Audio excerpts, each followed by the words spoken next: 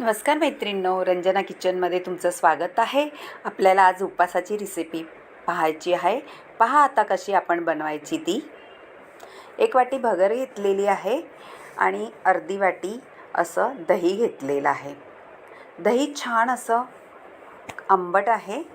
आता टोप घेतलेला आहे छोटासा, त्याच्यामध्ये मी आता भगर घालून घेणार आहे आणि स्वच्छ पाण्याने धुवून घेणार आहे.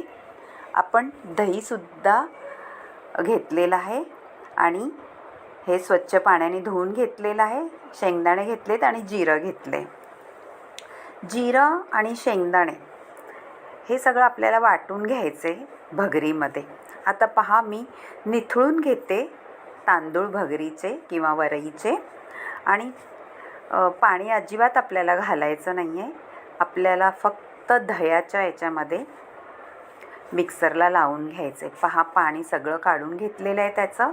आता दही घालते अर्धी वाटी आणि अर्धी वाटी दही घातल्यानंतर आपल्याला अर्धी वाटी शेंगदाणे आहे त्याच्यातले थोडे घालून घ्यायचे आणि जिरंही थोडं घालून घ्यायचे. असं छान आपल्याला वाटण घ्यायचं आहे ते. आता 2-3 मिरच्यासुद्धा मी घालून घेणार आहे आणि थोडंसं आपल्याला अद्रकसुद्धा घालायचं आहे चवीनुसार. पहा, असं कापून घ्यायचं आहे अद्रक. मोठं मोठं घातलं का ते तुकडे राहतात मिक्सरमध्ये, म्हणून आपल्याला कापून व्यवस्थित मऊसर असं वाटून घ्यायचं आहे. वाटून घेतलेलं आहे. आता एका बाउलमध्ये आपण काढून घेऊ ते.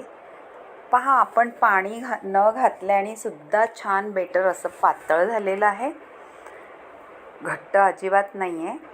आता थोडा सोडा घालून घेऊ त्याच्यामध्ये, अर्धा चमचा, आणि चवीनुसार मीठ घालायचं आहे. ते सगळं असं एकत्र करायचं आहे. आपल्याला साबुदाण्याची खिचडी बनवायची आणि ती खायची, त्याच्यापेक्षा हे असं काही बनवून खाण्यात खूप मजा येते आणि चविष्ट आणि खमंग असा पदार्थ होणार आहे. त्याच्यामुळे आपण भगरीपासून आपण एक उपासाची रेसिपी बनवू. छान हलवून घेतलेला आहे, मस्त एकजीव झालेला आहे त्याचा. आता आपण छान तवा गरम करायला ठेवूया. तवा गरम झालेला आहे, त्याच्यावरती मी छान असं तेल घालून घेते. तेल हलवून घ्यायचे असं पसरवून सगळं तव्यावरती. आणि आपण आता मिक्स केलेलं वरईच्या तांदळापासून बॅटर बनवलं ते घालून घ्यायचं असं डोशासारखं. छान असं पसरवायचं आहे आपल्याला.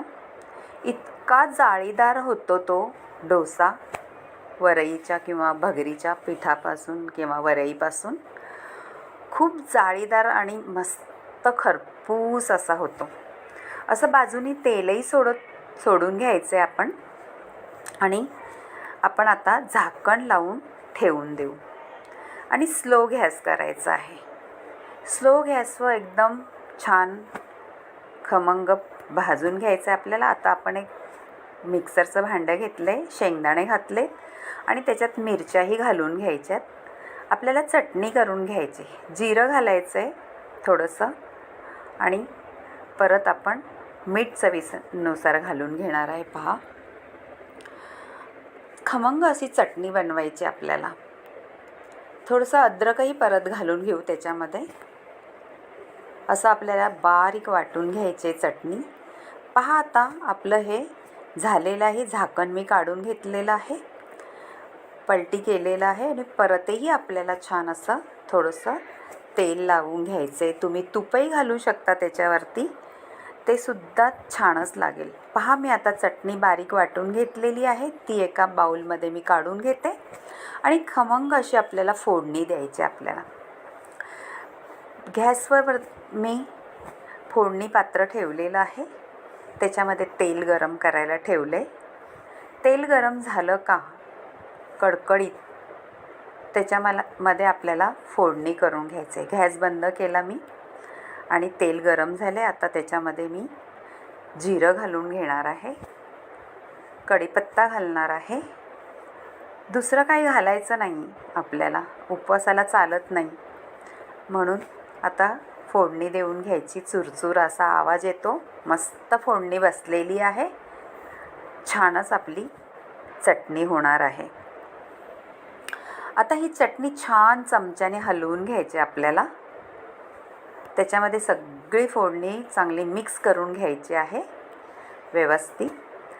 पहा आता आपले मी जाळीदार डोसे करून घेतलेत भगरीच्या पिठापासून आणि दह्यापासून, आणि खमंग चटणीसुद्धा झालेली. पहा, तुम्हाला असं आवडलं तर रंजना किचनला लाईक करा, शेअर करा, कमेंट करायला विसरू नका. जाळीदार डोसे झालेले आहेत. मी आता तुम्हाला खाऊनसुद्धा दाखवते. किती सुंदररीते मस्त झालेले तर आहेच, पण खायलाही तेवढे छान लागणार आहे. जाळीदार पाहू शकता तुम्ही, मस्त जाळी आलेली आहे आणि खायला बी तेवढं खमंगच लागणार आहे. मी आता खाऊन दाखवते तुम्हाला. पहा, इतका अप्रतिम झालेला आहे, खमंग डोसा झालेला आहे. पहा, असा करून तुम्ही मला कमेंटमध्ये कळवा कसा झालेला आहे, आणि करून पहा आणि रंजना किचनला लाईक करा. बाय.